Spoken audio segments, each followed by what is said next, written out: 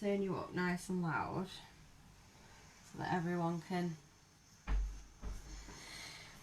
Hopefully we'll get some people logging on. What time is it? 20 to 9. What happened? Good God. If you want me to do another one, I can do another one whenever you want, as well. Thank you, that's so lovely. You're absolutely fine to do it again. Chuck it here and I'll plug you in, because then the last thing once we've got you on...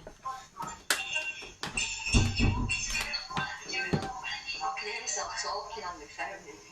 Yeah, so I don't know whether you can, if you want to turn that down, then anyone that can see, can everyone see Lauren? There's Lauren. Hi everyone. Right, so we're going to have to do it this way, which is very unconventional, but can everyone hear Lauren? Say hi, Lauren.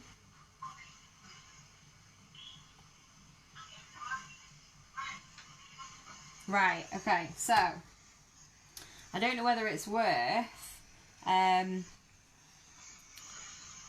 you, let's see, I'll get rid of that, it's tatty. Okay, hi Amy, okay. Right, let's get going. So essentially, I'll do an introduction, then I'll turn you around to everyone, Lauren. This is essentially what should have happened at 7:30, but because I'm so technically inept, we couldn't seem to get the live chat going. So what I've done is I've got Lauren with me now on an iPad. So we say hello to everyone.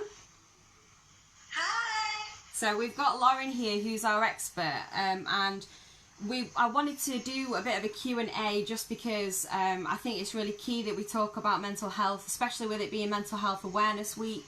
It's really important that we talk about mental health. And not only that, it's one of them things that's difficult to talk about as adults, so therefore I thought, you know, it struck me that we were going to have the prospect of I'm going to have the prospect of talking to my child about mental health. And do you know what? If I'm honest, I don't really know where to start. So I thought, I've known Lauren for years, and I see, you know, what you write on Facebook and things, and you're just such an open, honest, really lovely person, and I just thought if there's anyone that can do some myth busting for us and some just answering questions really that are, am I okay to ask these questions, you know, how do we go about doing this, how do we go about doing that? And I think if we can just try and just answer a few questions. I've got a couple of questions in from people on the group as well, which is really good. We can just go through sort of some questions to do with mental health and talk about the theme of this week's Mental Health Awareness Week, which is kindness. So if everyone can see Lauren, what we can do is we can make a start with some of the questions. Let me just see if I can get this iPad out of this case, because it's, hold on.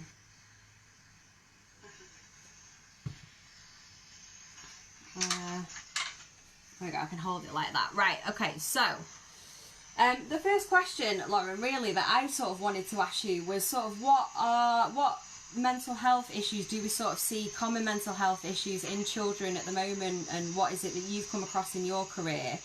In fact, let's start. Give us an overview of who you are and what you do and why, you know, it's good that we're talking to you about this. I'm Lauren, and I'm a cognitive behavioural psychotherapist. So I am trained to work. My training was initially to work with children. My specialist in working within CAMS, which is the Child and Adolescent Mental Health Service. But I currently do work with adults. But I am dual trained. So I work with children who experience common mental health problems. Go on, ask me anything you want. I don't know. Yeah, no, that's fantastic. Essentially, I just want to see sort of some of the common mental health issues that we come across in children. You know, what are the things that you've seen that are quite that are quite common? So there's a few mental health difficulties that are really common, but the main ones would be generalised anxiety disorder, which presents as general worry. So children might have a lot of what ifs. What if this happens? What if something bad happens? social anxiety, so children worrying about being around other children and what other children might think of them, and being judged negatively. And that social anxiety can also present as when children are performing, like a performance anxiety, if they have hobbies like dancing or doing a hobby in front of other people and they think that they'll be judged. Another common thing that we see is panic disorder, which is when, and these all present within adults as well. Panic disorder is when a person becomes anxious, experiences really normal symptoms of anxiety, but misinterprets those things and thinks that something's happening to them. So it might be, I'm going to vomit. It might be, I'm going to faint and collapse. My heart's going to beat out of my chest. We also see depression and low mood in children, and we call it low mood really in children because it often doesn't reach the point of being clinical depression. You can see health anxiety, so a child worrying that they've got an illness, even more so at the moment with what's going on with COVID-19. And you can also see post-traumatic stress disorder in children. They're the main common mental health problems that you will see within children. Right. Well, it's one of them, isn't it? It's knowing when things present themselves, because children worry about things all the time, and I know that my son definitely does. But it's just sort of knowing sort of how we can pick up on certain, because obviously there's always like a borderline, isn't there? It's like when worry then tips over to being something a little bit more. Like, what are the signs and signals as parents that we can look for, or when that doesn't seem to go away, when the worry sort of stays for a long period of time. I don't know, sort of any tips and advice that you can give us for sort of picking up on those signposts, really, that it's going to be a problem or become a problem. So what you might find is that, well, first of all, children might tell you. They might not tell you verbally, but they might tell you that they're worrying about something. They might also not tell you about what they're thinking, but they might tell you that having a tummy ache is a big one. So if your child is repeatedly telling you that they've got a tummy ache and you've had that checked out medically and there's nothing medically diagnosed, then it might be that your child is displaying their anxiety through physical symptoms.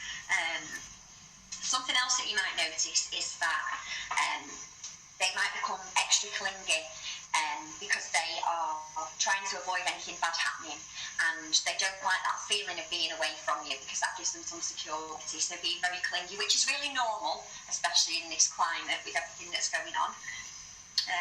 Children often present as angry. It's the emotion that they feel okay to express a lot of the time, and they can name that. So we're taught from being very young what anger is and what it is when we feel it. And so sometimes children will get angry, or they might be tearful. One thing that I would say is really a big thing to pick up on is if a child starts changing their behaviour. So we all know that worry is normal, and an important thing to do is to always normalise that with children. To say, we all worry and really normalise it. But if a child's function is impacted, I think that's probably when you need to do a little bit more. So they might start trying to avoid things, avoid friends, avoid school, avoid being apart from you. Any sort of avoidance is an indication that there's probably some underlying worry there, and they're trying to keep the anxiety at bay by avoiding whatever it is that's bringing on that anxiety. And I think that with current COVID, an indication that your child might be struggling might be excessive washing, because there might be symptoms of OCD or worry there, where they think that they're going to catch something, so they might be cleaning excessively. I think the biggest thing to remember with anxiety is the thing that underpins it is an intolerance of uncertainty. Now, as we go through life, we develop more of a tolerance for it, because we know that most of the time bad things don't happen. But if a child seems to have a real difficulty tolerating the unknown, asking lots of questions, seeking lots of reassurance, then that might be when you might want to do a little bit more with your child. Yeah, definitely. I mean, one of the ladies that came on or one of the members of the group that came on afterwards, last time we were attempting to connect very poorly, was asking about OCD. And I think it is a difficult one, isn't it? Because we're seeing everywhere in the media and everywhere on, you know, we're telling our children, I tell my child all the time, you know, wash your hands, wash your hands, wash your hands. But then obviously they're now having to deal with their child displaying symptoms or indications that they may be leaning towards the OCD side of things. So like as parents, how can we communicate with them to try and, I don't know, try and deal with that? So when working with adults, you do a lot of work on the way that an adult thinks when you're working with OCD. Whereas when you're working with little ones, sometimes the best approach is to go behaviouralist. So rather than targeting the worry, get them to do something that might test those worries out. Yeah. So with OCD, what you want to be doing is you want to be spending some time understanding what's going on with your child. But the main factor with OCD is to not collude with compulsions. So if your child is starting to, I don't know, so children might think, if I don't flick the light switch 5 times, something bad might happen to mum or dad. Then you don't want to be colluding with that, so you don't want to be allowing the child to engage in those compulsions. So you want to sort of guide them away from doing those things. The difficulty with the current circumstances are that usually when working with OCD, we would discourage children from engaging in excessive cleaning. So therapy might eventually include things like touching bins and then licking fingers, so the child realises, I'm not going to catch anything. And even if I did, even if that small chance I became unwell, it's not going to kill me. Yeah. Now, the problem that we've got at the moment with this is that we don't really know the full extent of the risk, but we know that there are risks with COVID-19. So what I'm telling my adult patients, and I would be the same working with children at the moment, is you just continue washing your hands and engaging with those that need to clean, and maybe start addressing reversing those compulsions when COVID-19 is over. Because what we don't want to be doing is we don't want to be encouraging anybody to engage in any risky behaviours. I think as a parent, if your child is cleaning excessively, it's up to you to work out whether that's excessive or not. So if, you know, washing and cleaning hands when you've come in, if you've been outside, washing and cleaning your hands maybe before food, or if you come into contact with anything outside. It's up to, as a parent, you gauge whether you think it's excessive or not. But I would say at the moment, just allow children to continue with their compulsions, and you can address this at a later stage. Brilliant. No, that's really good. Yeah, it's definitely something that my little one's struggling with, you know, and obviously it's hard to keep their hands clean at the best of times, but now it seems that seems to be all I say on repeat. But it ties in really with the COVID-19 situation. Another question that came in was how we can assist children and young adults with any grief that they may encounter. One of the ladies that messaged me sort of said that they lost grandma, and it was due to COVID-19, and obviously I sent my condolences, but she was after sort of some tips on how we can help children process that grief, and you know, how we can help them, you know, because it's a strange time for them anyway, but then it's an extra strange time with the circumstances, because we haven't, you know, they've not really had the opportunity to sort of say goodbye properly, and they might not be at the same kind of send-off. So any guidance really for how we can, as adults or parents, help them deal with their grief? Yeah, so I think that the first thing that you need to do is just give them time and listen to anything that they've got to say, and be really, really patient, and just listen. I think it's also important to acknowledge how your child is feeling so that they feel validated. And normalise feeling upset and feeling anxious and feeling low when there's been a bereavement. There are 5 stages of grief that an adult and a child will go through, and it can take a while to go through those stages. Some people it can take it can take a couple of years. Some people it can take a few months. But the stages that we've got are the first stage is denial, then we have anger, and then we have bargaining, then depression, and then acceptance. Now that might be different for children. What I would say is allow your child to flow through those different levels of that process at their own speed. And what I would encourage people to do is to allow their child to talk freely about what's happened. What we know is that when a child or an adult experiences any form of trauma, so any form of trauma, but that includes a bereavement, what happens is the brain struggles to process it because the brain is overwhelmed at the time, and then the incident and the memory of what's happened can get stuck in the emotional part of the brain, and it doesn't go to long-term memory. And what we want is for all memories to go to long-term memory so that they don't hold as much angst and emotion with them. And the way to help that process along and help somebody to process something is to talk about it if they want to encourage them to talk about it. Don't allow yourself, if you're experiencing this, or your children to try and avoid thinking about it or talking about it, because that continues to mean that it doesn't get processed. So it might be just taking some time out every day just to check in on how are you feeling, and encourage them to talk about it, because that will help that processing occur. I think the other thing to do when there's been a bereavement is to make sure that you continue to do things that are helpful, that are more basic. So what we know with grief is often, and bereavement, that often it is more of a low mood that follows than an anxiety.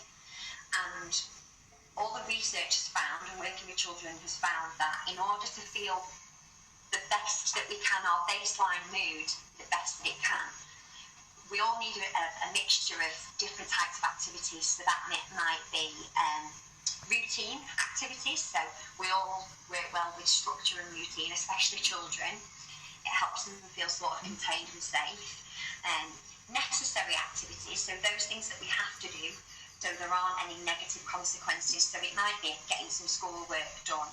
And then the last one is pleasurable activities. So we all need to be doing things that give us some pleasure or enjoyment from our day, so it doesn't feel monotonous, and so that we feel that we have some meaning.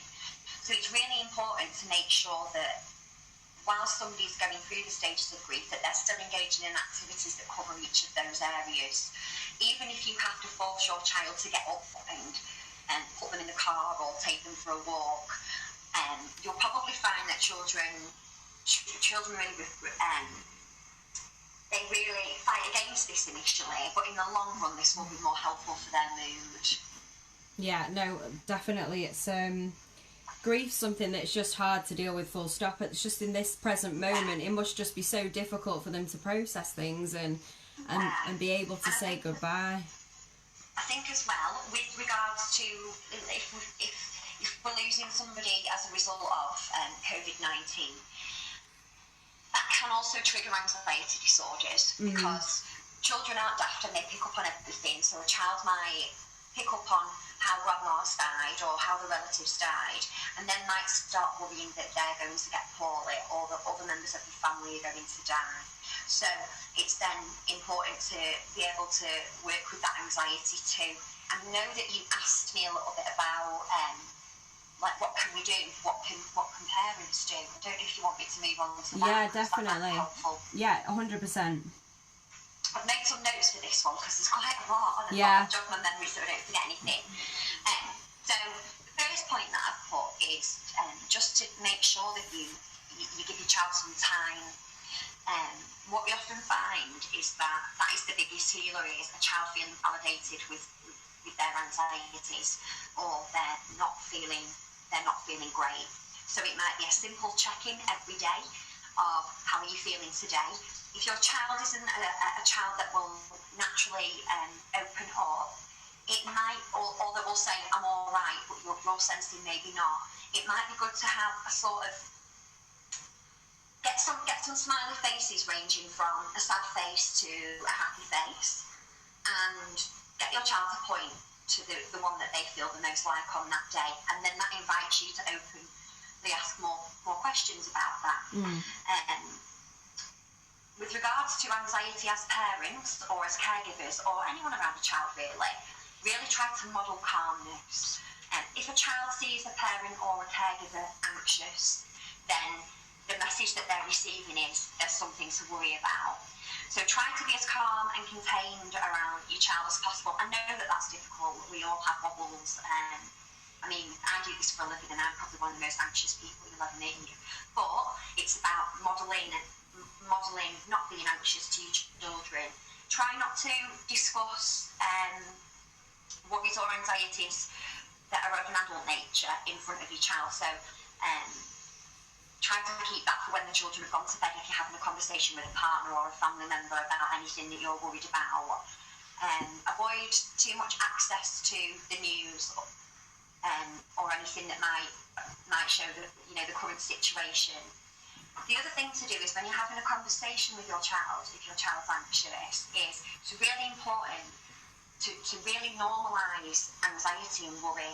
What you don't want your child to do is to be anxious and then think that there's something wrong with them for being anxious, or think that that's bad or wrong. Completely normalise it. Say to them, I know that when I was your age, I used to have some worries like that, and just really normalise it, so it just makes the child feel like, okay, so other people get this and they're okay. Yeah. When you are spending time talking to your child, if your child is talking to you about their worries, try to reason with and rationalise. Not so much telling your child what is right or wrong, but almost guide them to come up with a more rational perspective on things. What you want to avoid doing, and I know this sounds probably like it's the wrong advice, but it is the right advice, is you want to really avoid giving too much reassurance, because that's our natural default. Our natural default is to say to somebody, it's all going to be okay, everything's going to be fine, the bad things that you're worrying about, they're not going to happen. But what happens is reassurance giving ends up becoming something that we call a safety behaviour. So then the child relies on that in order to lower their anxieties. So they will be seeking reassurance all the time, and then when they can't get it, they'll feel even more anxious. So my guide with reassurance seeking would be, and it's really hard for parents as well, I know that parents get a lot more anxious before they feel better with this, is if your child asks you for reassurance about something, about a worry, answer them once, and then when they ask you again the same thing, try to explain to them that, we've spoken about that, what did we come up with and what did we say, rather than keep continuing to give them reassurance. Because what you want your child to see is that this works out fine whether I get reassurance or not, so that they're learning from what happens rather than getting a quick fix of reassurance from you. Does that make sense? Yeah, definitely. Make sure that you've got some calm time per day. I know that when I was working in CAMS, it's a really fine line between getting school work done and your academic work, and also maintaining a really good mental health. I'm telling you now that I'm looking on my Facebook, and 90% of my Facebook friends are all saying that they are struggling to keep up with the homework that's being set by school. What I would be saying is that, first and foremost, well, I probably would say this because I'm a therapist, but first and foremost, your child's mental health is really important. And if your child is struggling with their mental health, they are not going to be able to do the same level of academic work. So it may be about cutting down a little bit the amount of academic work you're doing in order to lift your child's mental state. So taking breaks from long periods of time doing academic work, doing things that are enjoyable, going outside if you've got a garden, or going for a walk if you feel able to do that, given COVID-19. The thing with really pushing with the academic work is that if you really push a child to to work and work and work academically, sometimes what can happen is that child can get the message that I have to do this and I have to do this perfectly or it's not okay. And then you might start to get a lot of anxiety around perfectionism. So it's about letting your child know that, yes, this academic work's really important, but we also need to make sure your brain's okay. So let's take some time out, let's have some lunch, or let's do something like let's play and let's do something enjoyable. It's important that your child's mental state is okay.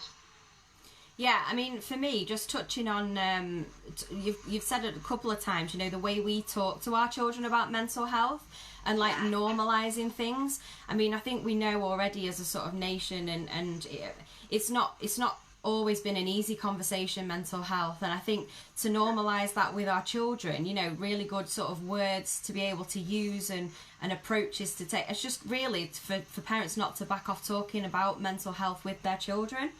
I think I think that talking about mental health is so important. Yeah. You're my Facebook friend. I talk about it all the time. Yeah, no, but that's brilliant. It's really important. Yeah. That people know this is an open conversation. Yeah. There is absolutely no stigma with this. This is we all at some point have our wobbles, or experience anxiety, or experience low mood. And the problem that we've got is that when we decide not to talk about it, that gives a message to a lot of people that there's something wrong with it because we don't talk about it. But if I had a broken leg, I would tell everyone I had a broken leg. Exactly. And it's exactly the same for mental health, and actually probably even more important because people often can't spot it. I think that they should do a lot of mental health education in schools, and when I worked in CAMS they were going into schools and doing talks for the children. I think a really good two really good things really to tell children. So with regards to anxiety, one thing that I would say is really important for children to just know about is the fight or flight response. So the fight or flight response is an evolutionary response that we all have. And it dates back to cavemen. When they see a saber-toothed tiger, everything in their body has to speed up so they can fight or run away. And that same mechanism, that adrenaline response, kicks in when we worry or we think something bad is going to happen. And so when somebody feels that feeling of anxiety, that's a really normal response. It's just that sometimes it kicks in when there isn't a saber-toothed tiger. It's just that we're worried about something bad happening. Yeah.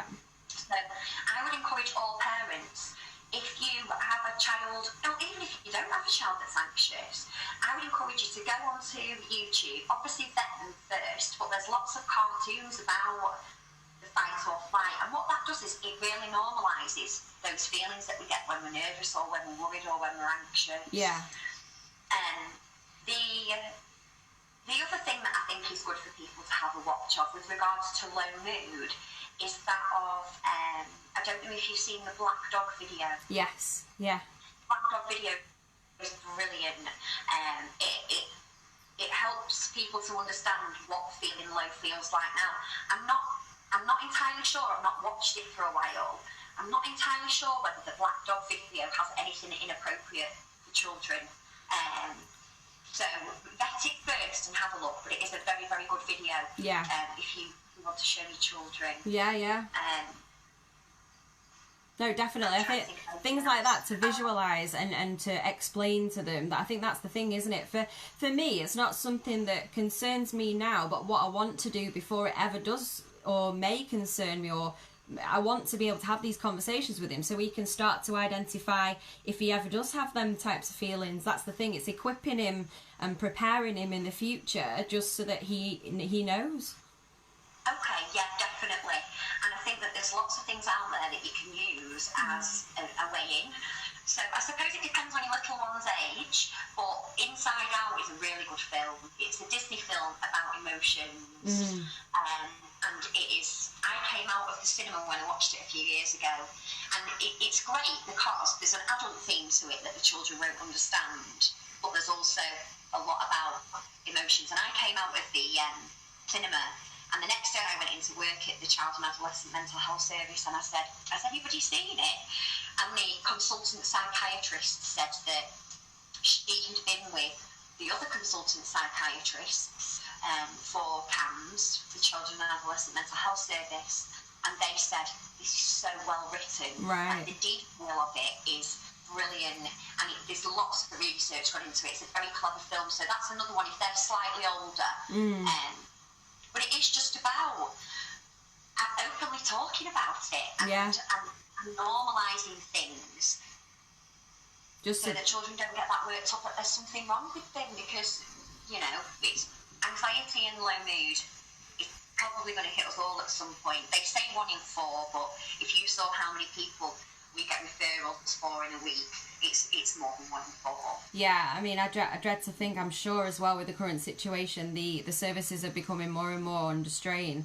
And one of the ladies that messaged me as well was asking about whether we could discuss the impact of social media on mental health. You know, we've talked about, you know, some sort of young children that may not be able to sort of explain or verbalise, but then we've also got the other end of the spectrum, where we're looking at, you know, people who are now actively engaging more in social media and online communication because we don't have in-person communication. You know, what are the dangers of sort of social media on the mental health situation, and is there anything that parents of older children can do to try and combat that in a world where we are so heavily reliant on social media? Yeah, well, with social media, there are so many good points and so many bad points. That's it, yeah. What we do see a lot of is, in children and teenagers, is low self-esteem or social anxiety. And that's brought about by a lot of comparing themselves to what people look like, what these influencers are wearing, what they've got, and comparing themselves negatively against that. I would say that the underpinning for low self-esteem really comes from some core beliefs that you have about yourself, either not being enough, not being good enough. And I'd say that it's really helpful to encourage your children to have confidence in other areas. So what I would often be doing with young people who are experiencing difficulties in that way is, if you go online and you type in positive qualities record, there are records, ask questions and get your child to write down something that they did that day and what positive quality that showed about them. And I would be saying to people, keep this regularly in your home. So the direction would be normally complete it for 2 weeks. But what I would be saying is, if you want to help your child with their confidence, print some of these off or draw them out, put them on your fridge, and every evening, sit down as a family, sit down with your child and say to them, you know, when you're talking about the day, say to them, and tell me something that you maybe did today, or that somebody said that showed a nice quality about you, and explore the different qualities of a person, so it's not focused on aesthetic properties. So it might be that you, along with these positive qualities record, they have lots of suggestions. So it might be that one of the words on there is integrity, or kindness, or honesty, hard-working, lots of different positive qualities, and get your child to identify what they did that day, what did that show about them, so that you're really, really boosting up their sense of self and it not being reliant on aesthetic qualities. Yeah, no, I think that's fantastic, because that is it. It's things like that give us actual really good tools to use in the home and to try and help, you know, them come away, just sometimes coming away from that world online. You know, it does seem to be a bit of a bubble that they enter, and like you say, you've got influencers online, you know, explaining that they've got to do this and that and the other to get by, and actually, you know, sometimes life's just a little bit more simple, isn't it? We put the phones down and just get out, go for a walk. And I mean, I know that's not the answer, because it you know, life is, like you said, there's positive. Massively helpful. helpful. Yeah, positive and negatives to being online, but definitely stuff like that is so valuable, I think, and to actually take the time to do it. I think that's the thing. If you put the time in, I think you'll get results. So yeah, no, that. If you can limit, if you have a child that's old enough for you to be able to put those boundaries in place and limit, then do limit time on social media. You don't want it to come across like you're not allowing your child to have any freedom. Yeah. But try to, have a conversation with them and say, I don't think this is very helpful, so how about we limit it to a certain period of time per day, and then the other time, let's go and do this. Yeah. Which is something else that you enjoy. So it might be getting out, going for a walk. It might be speaking to a friend on the phone. It might be helping you cook dinner. It depends on the child's age and how receptive they are. I think the other thing is, and we all do it. We all do it. I've had to stop myself many times, because we are in a society that we do look at image a lot, aesthetic image a lot, and I think we're all guilty of saying to children that we know, you look very pretty, or you're very handsome, and those things are great. Yeah, continue to say them, but actually, when you're praising your child, praise them. Try to balance it out and praise them more for non-aesthetic qualities. So it might be, what you've done is just really kind. You're a very kind boy. Pull out the positives and maybe stay away from giving the message to your children that beauty is found in external properties. Yeah. Because it's not. No, absolutely, I completely agree. And it is, we all fall into that trap sometimes. I know I definitely do, but it is, you forget to sort of compliment them on the honest, the kind, the loyal, the different ways that obviously children can behave well. We always just seem to just see the transactional things and the obvious things. I think sometimes as parents we need to challenge ourselves to just go a bit further, invest a bit more time, and just... If you look up positive qualities record, one of them has a list of them across the top, and it can be anything. It can be like patience, and sometimes it's about getting your child to understand that these are positive qualities that you're showing, rather than just looking at the on the surface things. Right. Yeah, no, that's fantastic. So say, I don't know, one of our parents or any of the adults have got a concern about a child, right now at this moment in time. Where can they go, or what can they do to seek help and advice now in this current situation? Okay, so one of your first options might be to go online and have a look yourself at some self-help guides that you can sort of hold on to as the parent, but work through by proxy. So you work them through the workbook. If they are tiny, well, not tiny, but if they're younger and they're not going to be able to work through the workbook, it might be about you implementing the techniques from the workbook with them without having to go through the workbook.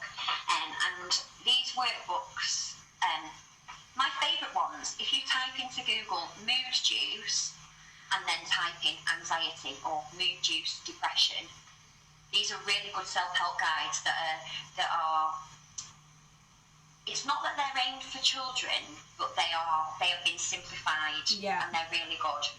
If you wanted a more of a detailed, longer sort of workbook that's got many chapters, but it's a lot more intensive, that maybe as an adult you just want to work through, or if you've got teenagers, if you type in CCI, so Charlie Indigo, don't know if that's right. Yes, that's right. And then type in type in anxiety. CCI, the Centre for Clinical Interventions, they are the best self-help guides. And if you want some help yourself as an adult, they would be the ones that I would be directing you to. They're brilliant. They're the best ones going. Brilliant. Obviously, there are other self-help guides available. Promoting, I'm not. They are very good. No, but that's what we want. No, that's great. If you've got a little one who it's going to be hard getting them them to do anything because they are so little, and it's more about how you can implement things without talking to them about it. So more about adapting your parenting to help the worry and the anxiety and the low mood. Then a really good book is by Kathy Creswell. So it's Kathy with a K. Mm-hmm. I'll give you all of these anyway to put when you start. Yeah, definitely. Kathy with a K and Creswell with a C. So KATHY, and her book is called Overcoming Your Child's Fears and Worries, and it is brilliant. That would be the one book that I would recommend, one of the main ones for people who would like to manage the anxiety and the mood sort of by adapting their parenting rather than having to work through something with their child. Yeah. No, that's fantastic. Go on. Sorry, come on. Go on, I'm cutting in there. The other option is, if it's getting to the point where your child's functioning is massively impacted, well, not even massively, your child's function is impacted, they're not wanting to see friends, they're not wanting to do things as a family, they're so fearful of certain situations that they're avoiding them, they are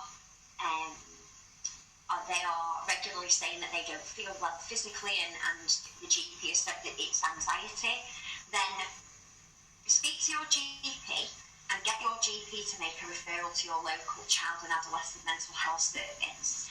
Now, these services, they are underfunded, and so they have to be really strict on who they give places to. But they often have sister services that they can direct you to and refer you to if they don't accept your child. So that will do low-level therapies, that will do group therapies, that will support with anxiety and low mood. So speak to your GP. If you type in CAMHS, CAMHS, into your Google search, and you type in your local area, there may be an option for you to self-refer, but a lot of the time it is GP referral, teacher referral, or health visitor referral, or somebody that's been in your home and sees that your child is anxious or low as well. No, that's fantastic. That's really good. Hopefully people aren't in that situation. I just wanted to, if we were talking about it, I think it's definitely, if people can relate to anything that you've said, just to know where to go really and where to start with it, because as a parent it can be quite daunting to think that there's something wrong, or even if they've got a bit of a gut feel that there might be something affecting their function, I don't know, that it's great to know that they've got resources to go to and somewhere they can seek advice from. There are loads of places to get support from. I think that often what happens is that you'll hear a lot of negative reports, because you always hear the bad reports online of people saying, I can't get any help from the child. There are loads and loads of services and loads of support and online things that you can access. It is just about knowing where to go. Yeah. And if you were to go to the GP and the GP said, I can't make that referral because I don't think that CAMHS would accept them, then say to the GP, okay, so what's the alternative? Because there are alternatives. Brilliant. There's loads of support, worksheets, help available for children and adults that are experiencing mental health. Brilliant. Well, I'll add the links to those on the end of this and add them to the page. Yeah, if you could do that, be fantastic. And then just touching on obviously this week's theme, and the mental health awareness week's theme this week is kindness, and I was just wondering whether you could give any examples of how we can try and encourage our children to be kind, to acts of kindness. What can we do that doesn't necessarily cost the earth, that is just promoting that kindness to other children, to adults, and just generally being kind online, just how we can try and promote that. Yeah, so I don't feel that promoting kindness costs a thing. I think there's so many things that you can do as a parent or a caregiver or as an adult that does that. So the first thing is, like I said before, model that behaviour. if you're showing kindness, your child will learn that, oh, that is how to be. Children who are treated with kindness and witness kindness from parents and caregivers will generally pick up on that and will start to act out those behaviours themselves. The other thing to do is to, and this goes back to like when we do sort of parenting training, is that the main thing is conditioning. You want to condition your child so that there is a reward or there is a positive outcome of a good or helpful behaviour. So if a child is not behaving kind, we either talk to them about that and tell them that wasn't kind and we direct them in the right way, or we ignore that behaviour and don't give it any attention. But when a child does something that shows any level of kindness or consideration, really promote that. Tell the child that you recognised it. Say to the child, you know, did you see what you just did there, or what you just said? And say to them, you know, what do you think that says about you? And really, really pick up on when your child does the most simplest of things. So they might say, please, and really, really, really, you know, jump on that and say, you know, I really like it when you say please, and I think it's really kind. And if your child does something, I don't know, tells you about their friend and says that their friend is worried about something, you could say, you know, that shows that you're really considerate, and I think that's a really kind trait.